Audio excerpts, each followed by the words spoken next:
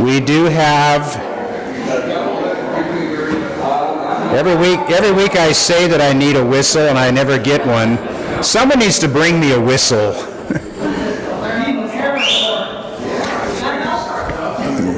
Well, I don't know.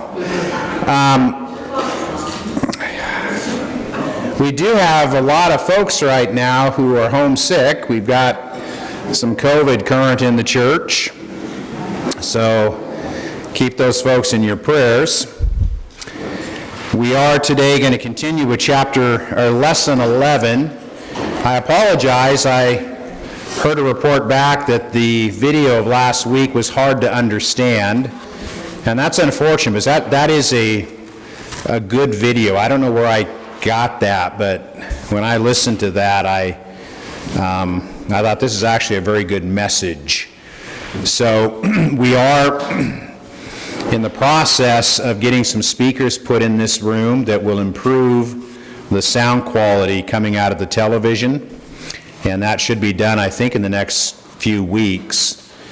Tonight we are starting the New Testament canon class, and so we will be using this television for that, but it's not nearly as bad, I think, as what you experienced, because the video tonight does not have any music in it.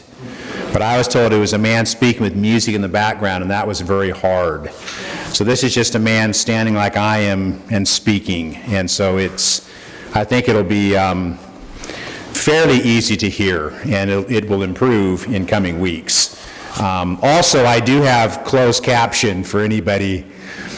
If you're deaf and blind, you might have a problem, but I think we'll be okay.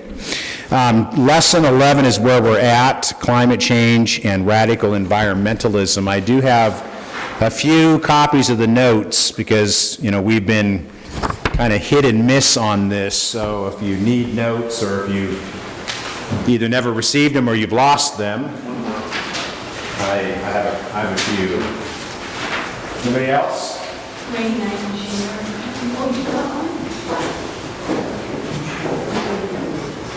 Okay. Now, where we left off last time, or a couple of weeks ago, is this something called the Malthusian Principle. So if you see that on your notes, you'll see that there's a backslash in front of the word the. You see that? Yes? No? That is not some fancy term meaning something special. That means that I just did that by mistake. And then after I'd printed all these out, I saw that, and at that point it was like, well, so there's no meaning to that, okay, other than I'm fallible. But the Malthusian Principle, let's talk about that for a few minutes. But I was thinking this morning, and this is kind of true of us, I think. We have a real interest in the future, don't we? I mean, as human beings. And not only do we have an interest in the future, but we have an interest in a future that's bleak or dark. At least if you look at the movies that are being produced, if you look at the literature that's being produced, there's a name for this. It's called dystopian literature. And dystopian literature, if you can write good dystopian literature, you can retire to a Caribbean island and never have to work again. I suppose a good example of this would be the Hunger Games. They're books and movies, and I'm sure the younger folks anyway have seen those books and probably read those movies. Have you seen the books or read the movies? So quite a few of you have. Lydia, you haven't seen those movies or read those books? Oh, you have, okay. But that's dystopian literature. It's a government that's, it's set in the future, and the backstory, I don't know, correct me if I'm wrong, but there's obviously been a catastrophe. There's been maybe a nuclear war in the past. There's been a collapse of civilization, and there's been a new culture that's been birthed out of this, and the capital now is in the Rocky Mountains, and part of what was the United States has been decimated, and the president has the title president, but he's a dictator. It's a totalitarian state, and it's barbaric. The haves and the have-nots. If you're part of the haves, then your life is trivial, and you're sort of entertained to death. It's like Brave New World, if you've read Brave New World. The have-nots are basically slaves, and they've got this terrible athletic event called the Hunger Games where young people are murdered. And it's just so dark. And if you remember how it all ends with, the heroine with her bow, and there's a new president, and it's going to be a new start, and it's going to be a bright new future, right? What does she do? She's supposed to execute the defeated president, but no, she spends her arrow on the new president and puts him to death, because it's so obvious that there's going to be no change. The new administration will be as bad as the old administration was. And that's dystopian literature, and that's really, really common in our culture today. And I think I watched a movie the other day. I really struggled to get through the whole thing. I found it trivial and rather stupid, but it was on Netflix, I think, and it's like 2012. Had to do with the Mayan prophecy at the end of the world, and I'm watching the preview of it, and there's this plane taking off and the runway's collapsing. And anybody watch that movie? I don't really recommend it, because I don't think it's that good. I just thought but anyway, but it's the same kind of a theme, the whole world, the planet is just self-destructing, and so we're interested in things like this. But in Christianity, there's also this strain. And, if I see it a lot in Adventists, but not only in Adventists. I used to watch the Adventist channels a bit. I'd go over to Harry's house, and for whatever reason, you had several of those. Do you still have those, the Adventist channels? It's mostly just sound, but we don't have cable. Oh. Well, I do know that Adventists have 3 themes: Sabbath worship on Saturday, dietary laws, and end times prophecy stuff. The prophecy is really big, and obviously it's just not Adventists. There's a lot of Christian churches where prophecy is the major theme, and it's usually very, very dark, and the sun is, darkened, and the stars fall from the sky, and there's cataclysm and the Antichrist. And I'm not saying that is in Scripture, but there can be such a fascination with all of that. And I don't know what it is about us as human beings, but we want to know the future. And so often when we think about the future, we think of it. We like horror movies too, right? No. Well, people do though. They wouldn't be made if people didn't like them, right? People go to see these things because people like to be scared. And I was thinking all those thoughts this morning just with this topic, because the more radical wing of the environmental movement, and actually the thought that came to me is that I made sort of a connection in my mind between some of the more radical elements within evangelicalism and sort of catastrophe in terms of end times stuff. And we're interested in this. We're interested, what is the mark of the beast? And will they cut off my head if I don't receive the mark? And when will the rapture happen? And for us, we see that within our movement, within the radical environmental movement, the Ocasio-Cortez, but it's all worldview, you see. Ocasio-Cortez has this worldview, and it seems to me that it's really very dark. So here's one of her spokespersons, a quote from this individual. He says, "We can quibble about the phraseology, whether it's existential or cataclysmic, but we're seeing lots of climate change related problems that are already impacting our lives."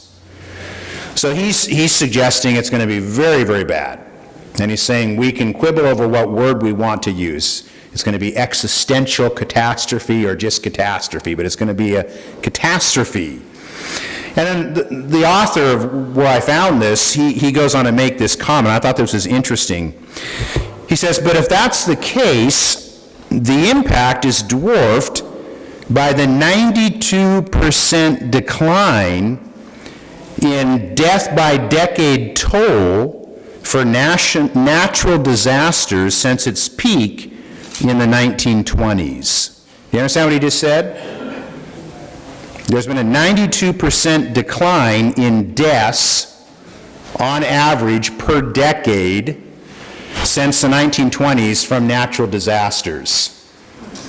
So think of like hurricanes or earthquakes or I don't know, what other natural disasters do we have? Fires, tornadoes, hailstones falling on your head, I don't know.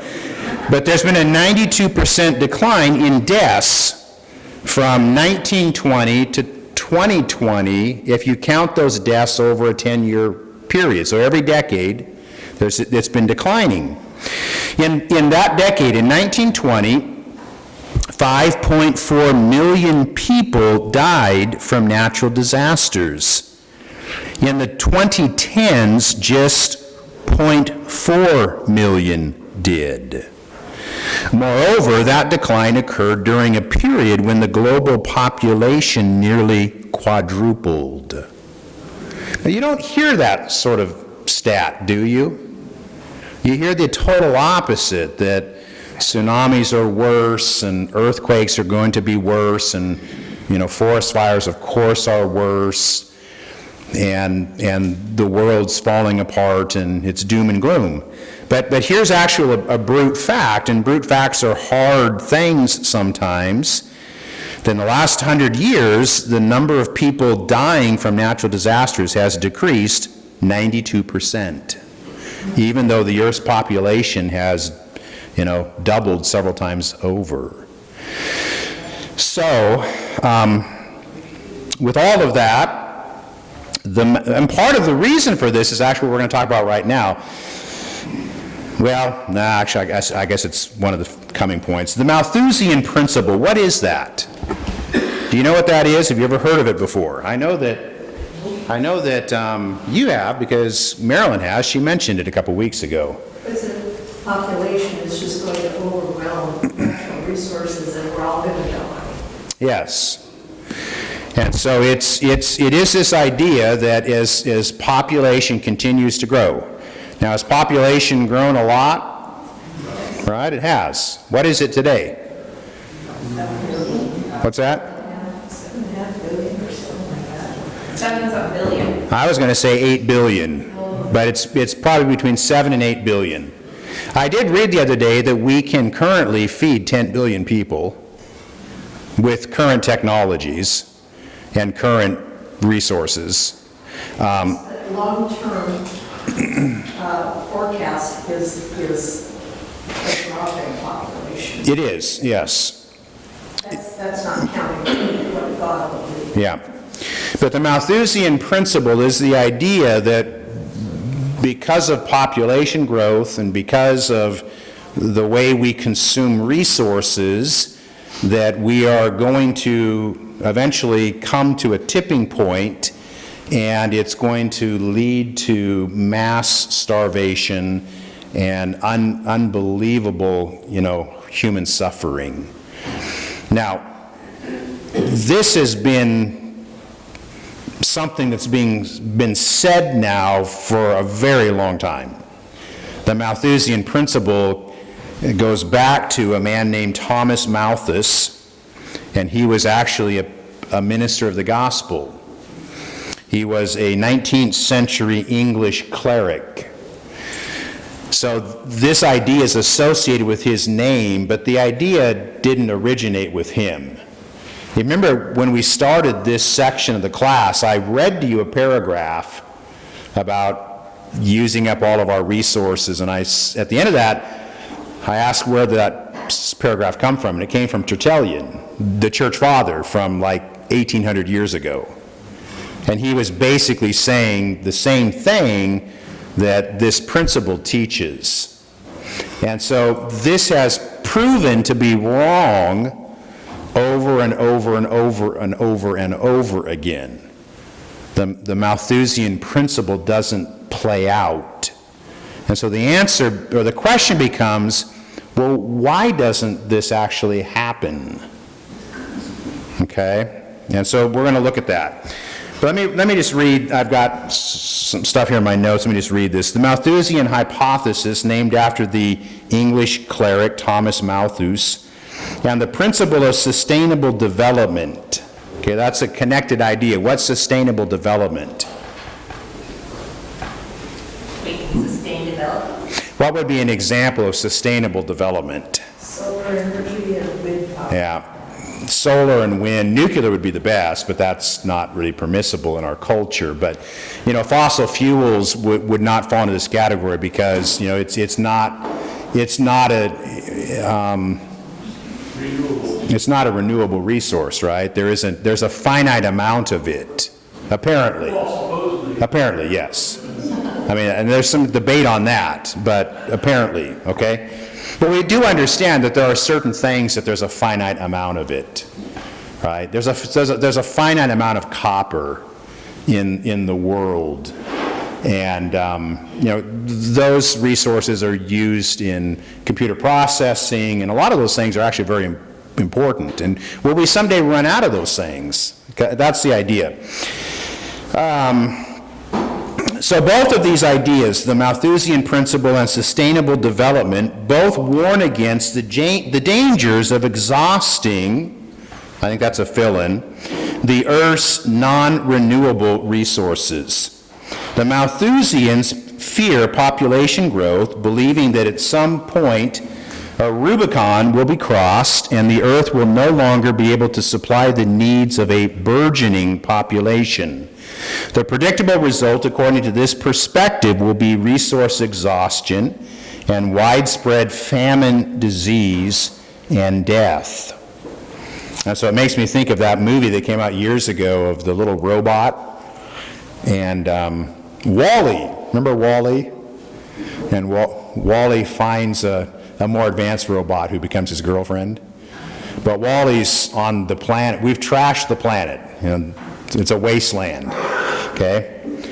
We used up all the resources, and Wall-E's all that's left, except for the people that went off into space to find a future.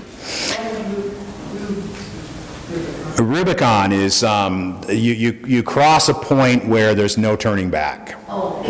Okay, and you hear this quite a bit. I mean, in the climate change debate right now. I mean, Ocasio-Cortez, I've heard her say, we've got 12 years left. And she said that 3 years ago. So we got 9 years left. So we're going to cross a Rubicon. If we don't correct almost immediately, we're doomed. Okay? Well, yes, that's part of, but that is part of her worldview, right? I would agree with you that that's a piece of worldview that she doesn't acknowledge that there's someone bigger than all of us that needs to be factored into this. Okay, how has the world been able to avoid the scarcity hypothesis? Because that's what these things are referring to. It's this coming scarcity. The answer, in large measure, is rooted in the creative ingenuity of human beings. The human mind is a powerful tool that, when rightly harnessed, has the ability to create both wealth and overcome scarcity. Man, the technologist, is not primarily a consumer, but a producer. Okay, that's a worldview statement right there. A lot of the folks in the Green movement, I think Ocasio-Cortez, and I didn't mean to mention her repeatedly, but we have already, I think she would say that man is primarily, well, she wouldn't say man, persons, but she would say that we are basically consumers. That's the problem. We're consumers, and we're consuming too much. And so we need to stop flying on airplanes and we need to restrict, there's this movement, perhaps you've heard of it, of the minimalist lifestyle. Sell your big house and move into a mini house. Of course, the people at the top in this system, if it ever comes to be, they won't be living in the mini houses, right? That's never the way this has worked. In communist or socialist societies, it's always the people at the top who know what's best for the rest of us. They're living really, really well, and everybody else is poor. But that's that's historically just true.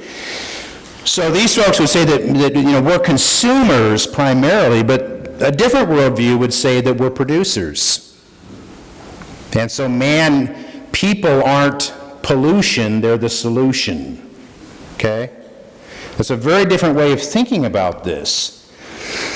So, while copper and gold are non-renewable resources, man the technologist is ever developing new technology so that he can more fully exploit the earth's rich abundance.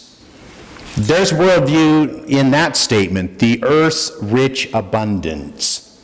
The idea that God, the Creator, has created a world that is rich in abundance. And He invites us to discover that abundance. And we're doing a pretty good job about doing that, I think. The result is that both gold and copper are more readily available today for human consumption than in any other period of human history. So gold and copper are non-renewable resources. That because man, the technologist, discovers new way to get at these resources, the amount of gold and copper available to us today is greater than in any other period of human history. And the numbers are pretty staggering, actually. So at present rates of consumption, and as someone pointed out, the Earth's population is going to peak and then probably start to decline. The Earth's known supply of copper is projected to last 800,000 years. That's a long time, isn't it? While gold will be with us at least for the next 2 million. It's kind of amazing that gold costs so much because there's a lot of gold. So the encouraging news is that more efficient mining and other extraction techniques have caused the cost of most minerals, when adjusted for inflation, to fall by more than half over the last century. So you realize, just supply and demand, that price is set based upon the supply, right? If there's a limited supply, like lumber went through the roof recently, correct? And people talked about inflation. Well, there was, of course, inflation. I mean, you're paying through the roof for lumber, but it's sort of an artificial thing related to COVID where the supply just plummeted. Now the supply is coming up and the prices have dropped 70%. So as there's more supply, prices drop. And so the statement here is that when adjusted for inflation, the cost of minerals is actually decreasing. Now that's a statement of the supply. There's an abundance of supply. Okay? Given that cost is a measure of scarcity, one can conclude that falling prices means that resources are becoming less scarce, not more. Okay, in my lifetime, I can remember media predictions that the world was about to run out of fossil fuels.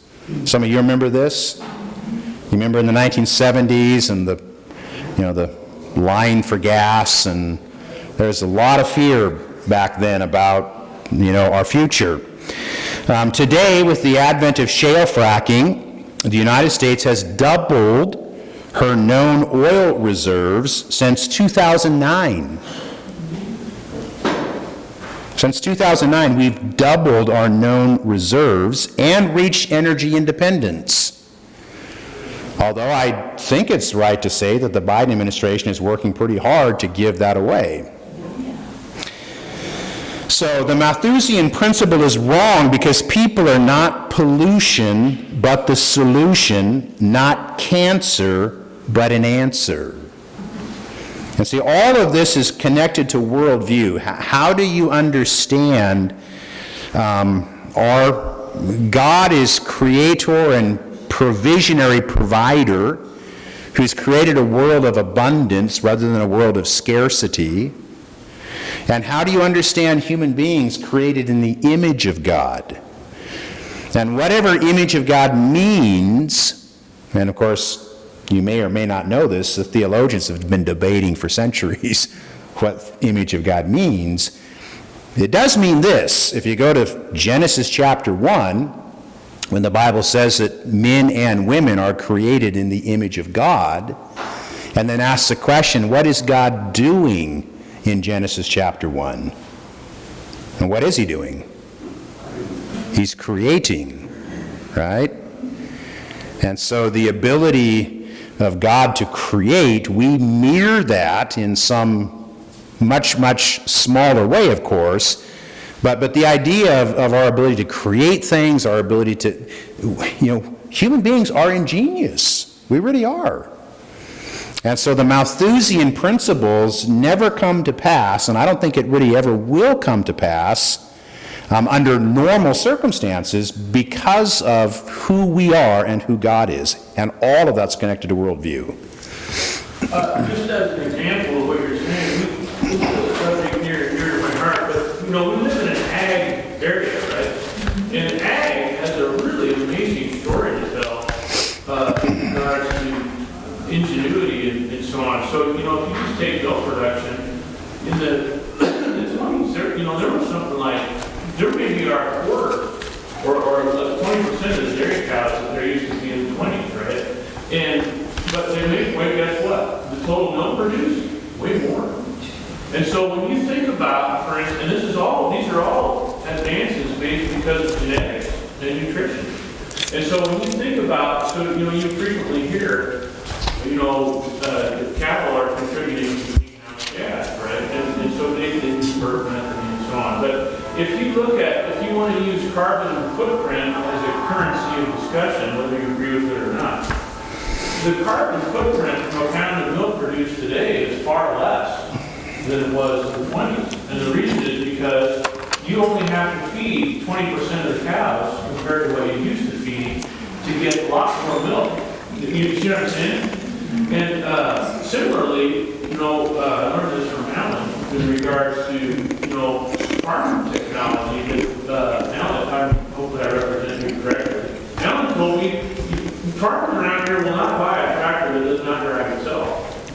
And the reason is, it's all GPS. If you have a 40-foot implement, you make a 40-foot pass across the field exactly 40 feet over, right? So you never overlap. Why? Fuel consumption, right? They save so much money in fuel consumption by having every pass exactly straight, exactly, right? And this is all technology that, and similarly with plant genetics, where we used to get 150 bushels of corn per acre, now we get 250 bushels of corn per acre, right?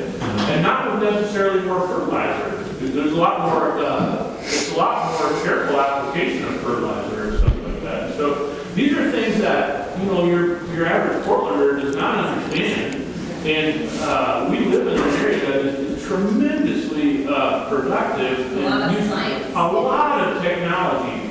And it's really a cool story that ag, in particular, has to tell. It isn't told very well. It just takes a long time for these kinds of messages to come out. It's not the message that the media puts out. Yeah. You know what I mean? But even if you discuss whether or not you agree with carbon footprint, if you use that as the currency about which you discuss it, the carbon footprint for a particular unit of agriculture has really decreased over time. So. Yeah, those are great examples, and so thank you, Dan, for sharing those from his own background, his own expertise, that they're making the point here that that human beings are producers more than consumers, and that God in his common grace has filled the earth with good things for our survival and for our enjoyment. That means, when I moved here several decades ago, I brought some of that mentality with me from Portland. I apologize for saying this, but I just sort of assumed that all farmers were just, they're just rednecks, right?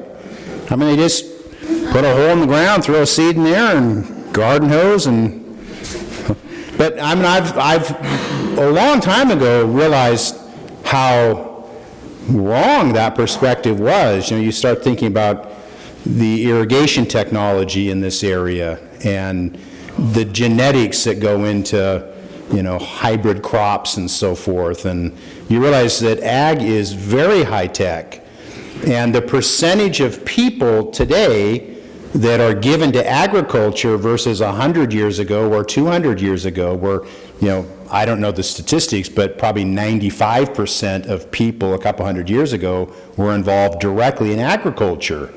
Whereas today, I don't know if it's 5% or 10%, but it's a very small percent people have moved to the cities. But that small percent is producing food for the whole world.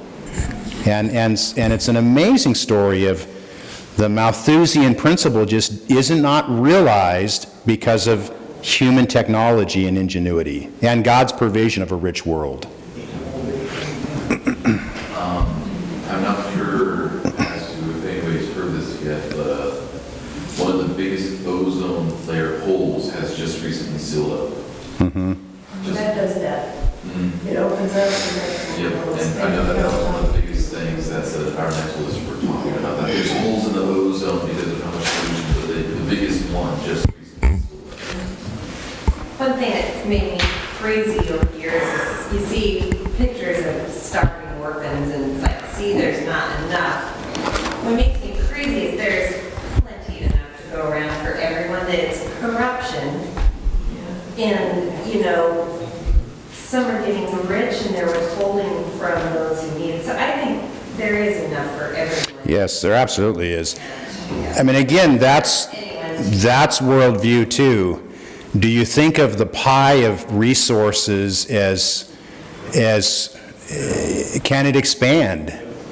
Can the pie get bigger? And absolutely it can.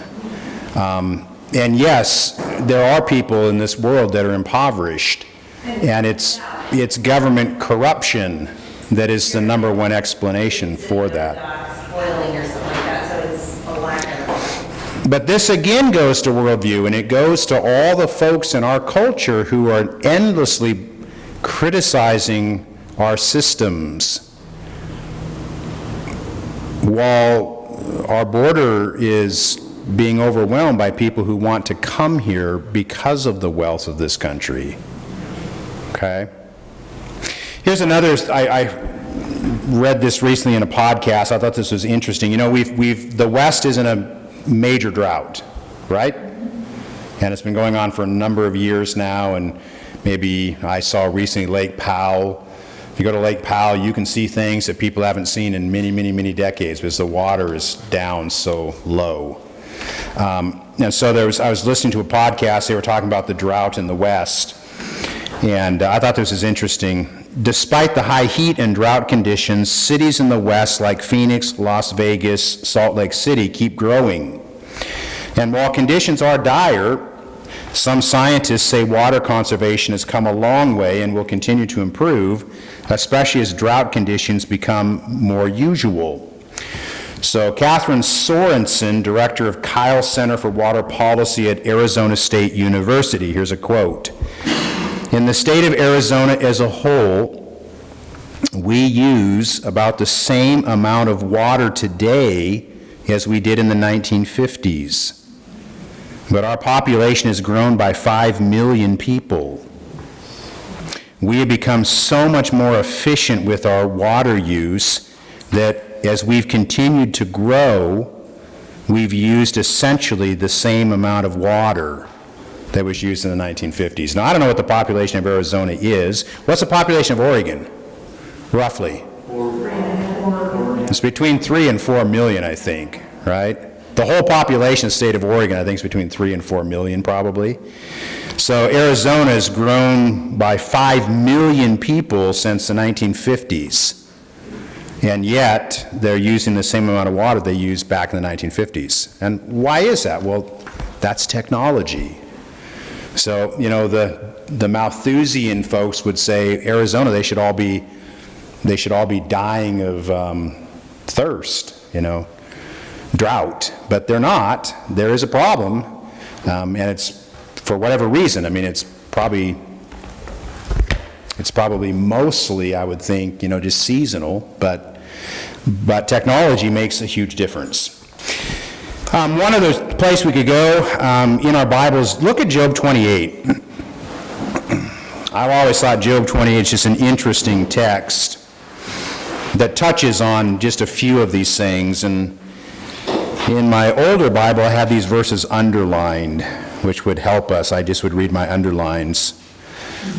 But Job 28 is man the technologist. If you were to put a title on this, using, I guess, more modern terminology. Job 28, verse 1, surely there is a mine for silver and a place for gold that they refine. Iron is taken out of the earth and copper is smelted from ore. Man puts an end to darkness and searches out the farthest limit, the ore in gloom and deep darkness. He opens shafts in the valley away from where anyone lives. They are forgotten by travelers. They hang in the air far away from mankind. They swing to and fro. So what's being described here?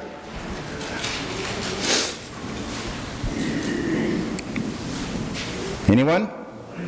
An ancient mining operation.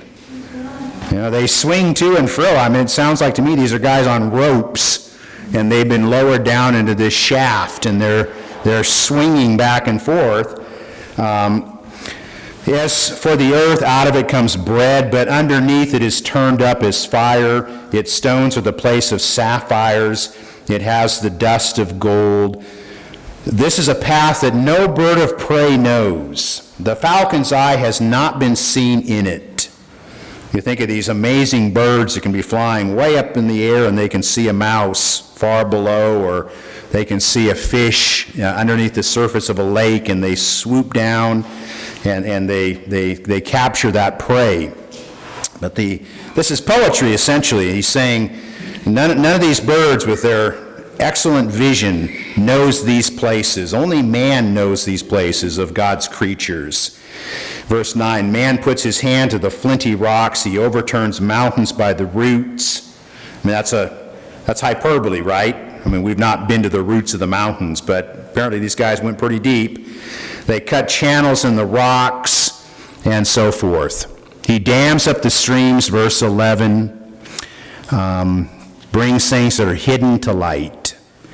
And this is being described, 3,000 plus years ago, man the technologist, and think how much progress has been made since then. But it's just a statement from Scripture that, we do create. All right? Any other thoughts on that before we move on? Maybe verse 12 is important. Let's read verse 12. I closed my Bible. So where can wisdom be found? Here's the place of understanding. Yeah. Yeah, we're trying to help all of us be wise. Where is wisdom found? Wisdom's found in God's Word, and wisdom is found in thinking God's thoughts after Him, and wisdom is found in knowing who we are as God defines us. And so the secular culture right now, pushing so many of these items, they do not have the wisdom of God. They don't know who God is, and they don't know who they themselves are as a result. And Malthus was wrong, but I think he's probably pretty sincere. Yes. I can't say that about the last 50 years. Which brings up another issue, which we could have a good discussion on and probably divide, because how many people on the other side of this that are pushing this agenda are sincere because they really believe all this, and how many of them are doing it just simply for power? And I bet we could have a disagreement on that. And I'm not sure. I think it depends on the individual, right? But I do think that power plays a role for sure. And that should concern us. What are you saying, Bill? Money, yes. Yes, and there's some of that too. I mean, I think Al Gore has made a lot of money off of fear-mongering. Well, and if you want to market something, that's one of the corners or whatever of marketing is fear. Yeah. That's one of the aspects of, how you sell insurance. But there's that little Scandinavian girl, what's her name? Greta. And I assume she's become famous because of all of this, and she's like the rest of us. We all like being known and being famous. But I do think she probably represents, let's put it this way, I think there's a lot of kids in our schools who are very much afraid of all this. They're not thinking in terms of power and politics. They're thinking the world's going to end and I have no future, and they're really frightened by all of this. And I think that's an unnecessary fear. But the thing is that they have access, like the stuff that you read and the things that you were pointing out, all that stuff, all that information is available. Malthus was shooting in the dark. He didn't have a lot of understanding of what he was walking on top of, what was available at some point. He didn't know that. So that's why I say he was sincere, because he was working with the information he had. We have all the information here. It's not hidden. It's just disseminated highly from one side to the other. Mm-hmm. Well, let's ask the young people. We only have 3 of you in the room. The Vanderstelts, where did Hobbs go? I don't know. Is this stuff that is talked about in the Hermiston School District? And if so, I mean, how is it presented? For me, I would say no.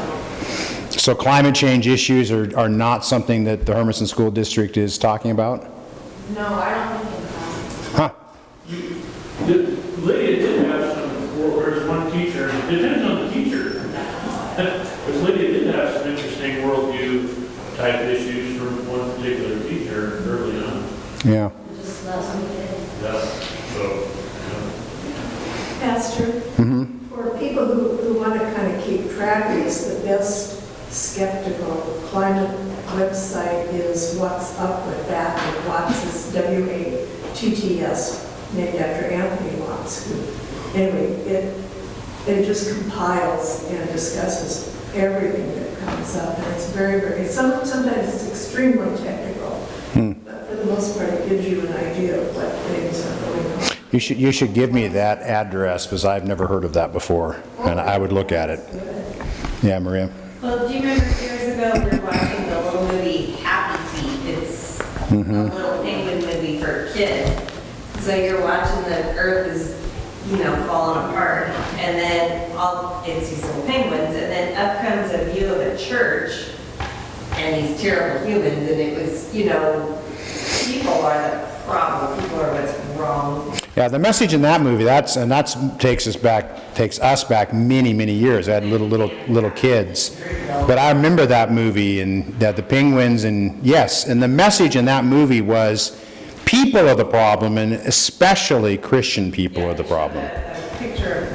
And capitalism is the problem, because capitalism exploits the planet. I think to Lloyd's point, it is true. It's like never, in history have we had this much information, this readily available, and you still have more confused people. And how does that, why is that, right? I mean, that's actually a topic that could be discussed for a while, because, what motivates people to tell a particular story? And frequently it's not, it isn't, just an objective, sort of, this is what the information shows. And that is frequently is not what motivates people to tell a particular story.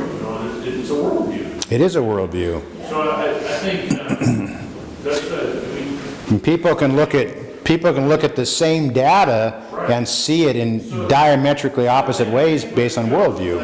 Yeah, it doesn't have to do with the information available or the access to it. It's what people compete on. So I think the other, Alarming, but this whole nonsense with the split rains this whole last week, right? Yeah. There are two worldviews out there, but there's only really one real set of information, right? what are you talking about? I didn't hear this. The split rains? Was filmed. Oh, the rains. The rains. Yeah. The people that filmed it and videoed it said, no, this didn't happen. But yet we have the top end of this country out there telling you that white people were whipping on black people. Yeah. And it did not happen. But yet half this country is. Do you guys know what he's referring to? On the southern border, the Border Patrol uses horses to try to patrol the border, and there were some pictures taken of Border Patrol agents on horses, and the reins that they're using to control the horses, they're long for whatever reason, maybe so they can slap their horse, I don't know. But there's a picture of the kind of the reins up in the air, and there's some Haitians. They're trying to control these people coming across the border, and it came out this was worse than slavery, that these Border Patrol agents were whipping these Haitians, and President Biden, not knowing any of the details or facts, gave a statement, and he said that the Border Patrol agents would pay for this, and their horses have apparently been taken away from them. And so the whole situation was politicized, and these agents have, again, it's example of law enforcement. It's law enforcement is oppressor and villain, and the photographer has now come forward and said none of this happened. The optics of, you saw a picture and you just read a ton of stuff into that picture based upon your presuppositions and your beliefs. And who's got the biggest microphone? Because it's just like the end of the that didn't happen either. Now, I thought that the other Vanderstelt, Terry, did your hand go up a minute ago? Oh, okay. I thought we were going to hear from the other Vanderstelt, who we don't hear from so much. Okay. All right, well, let's move on. Environmentalism and the biblical worldview. So I just have, I guess I've got 3 of these I just would share with you that I think are significant as we think about the world in which we live, and how are we to understand this world, how are we to view this world. And so the first fill-in here is pristine nature doesn't exist today. Now that's a worldview statement. It's also a theological statement. Pristine nature doesn't exist today. Now why do I say that from Scripture and from a Christian worldview? Nature is a monster. What's that? Take me to text. Take me to chapter and verse. Genesis 3. Chapter 3, right? That in chapter 3 of Genesis, something happens. And what do we call that? Sin. We call that sin, but we call it the fall, right? Where's another text you could go to in the Bible? I'll give you one hint. It's in the New Testament. You'd have to scratch your head at this maybe, but I mean, you're all familiar with this text. I'll give you another hint. It's in Romans. What chapter? I'll give you more hints. It's in chapter 8. And the final hint is, it's verse 18. I got it. But let me read some of this to you. This is Paul, and he really is giving us a theological reflection on Genesis chapter 3. And Paul's expressing his Christian worldview in these verses. And you are familiar with this passage. Paul writes in Romans chapter 8, verse 18, "For I consider that the sufferings of this present time..." Now right there's suggestion something's wrong, don't you think? The world must not be pristine anymore because there's suffering in it.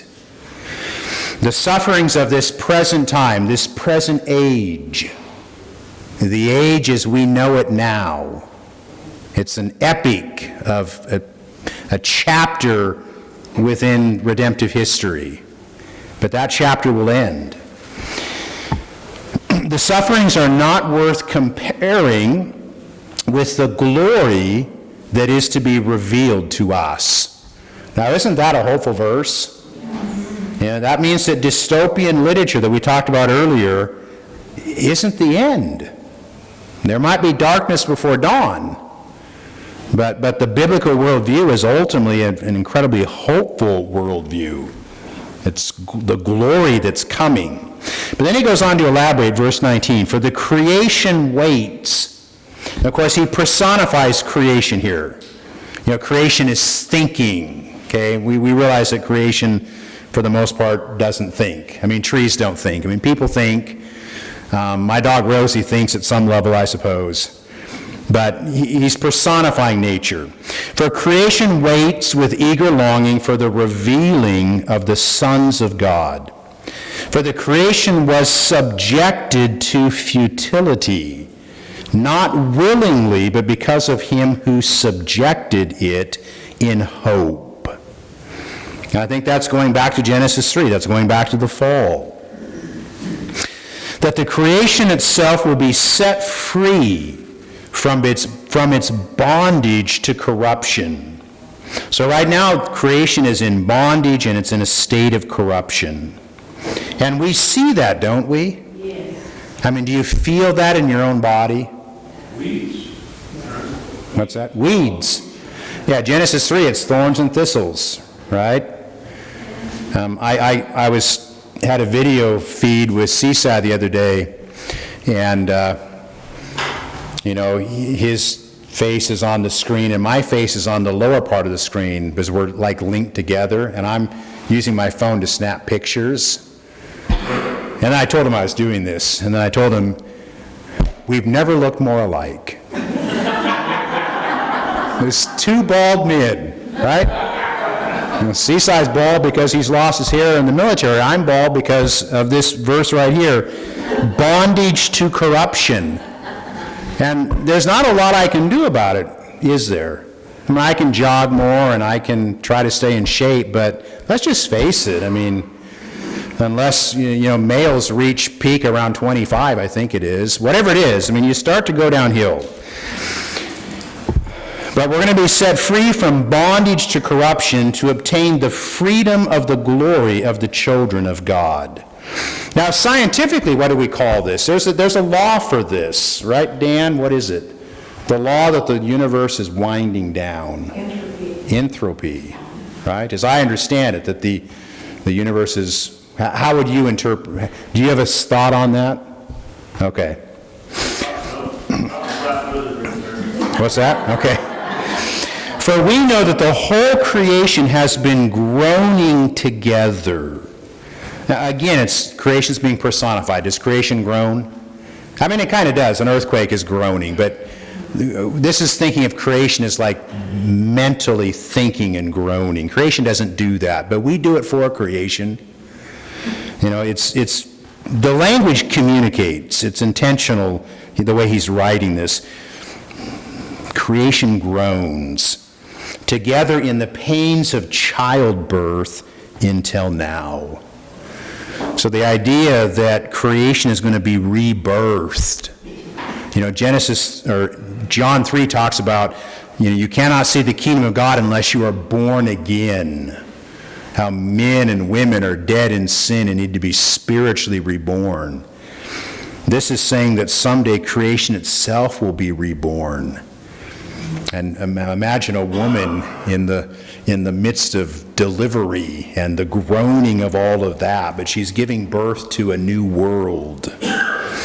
Not only creation, but we ourselves who have the first fruits of the Spirit, we groan inwardly as we wait eagerly for adoption as sons, the redemption of our bodies.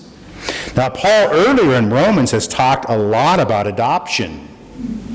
And here he cycles back to adoption. And if you think through this, there's a principle that comes out of this. It's really helpful to get this straight in your mind. The Bible very often talks about the already and the not yet. Okay, we're already adopted into the family of God. Amen? But at the same time, we read a verse like this and we realize there's a not yet aspect to this. There's more to come. There's a fullness of this adoption as sons and as daughters of God that involves the redemption of our bodies. And so in Christian theology and Christian worldview, the body matters. In the East, they put the body on a pile of wood and light it on fire and burn it up. In the West, traditionally, you've put it in the ground because the body's a seed, and from that seed will come a new body. And so all of that's also expressing worldview. We await the adoption of our bodies, the redemption of our bodies. For in this hope we were saved. Now hope that is seen is not hope. For who hopes for what he sees? But if we hope for what we do not see, we wait for it with patience. So all of that to say, Genesis 3, Romans 8, we could look at other passages as well. It's teaching this idea, pristine nature does not exist today. What does that have to do with this topic in Christian worldview? Why does that matter?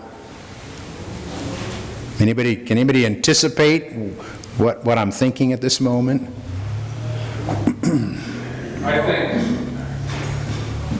think they think that if humans were absent from the earth, it would return to its pristine state. Yes. Yeah, there is that what you were going to say, Kelly, or something like that?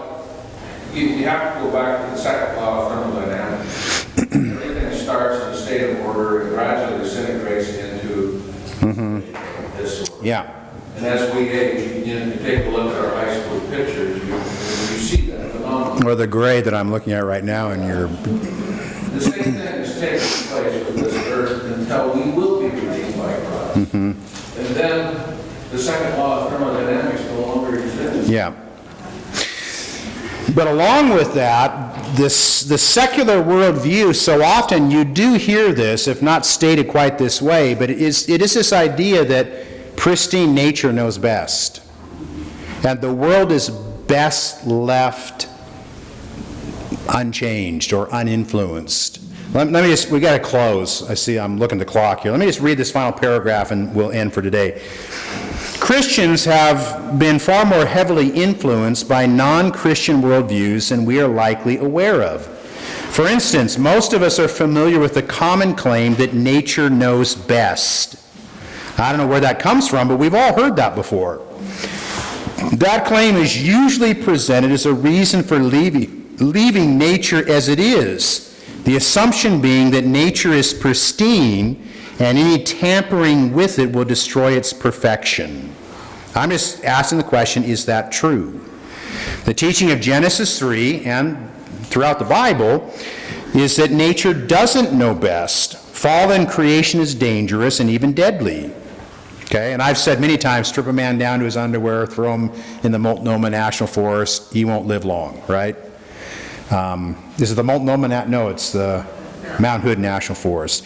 We'll come back to this in next week, but this is an important point as we think about managing our world.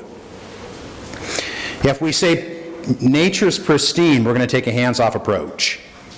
If we say nature's broken and can actually be improved, that's going to lead you to take a different approach, and it's all rooted in worldview. So we'll end here and we'll pick up next time, next Sunday.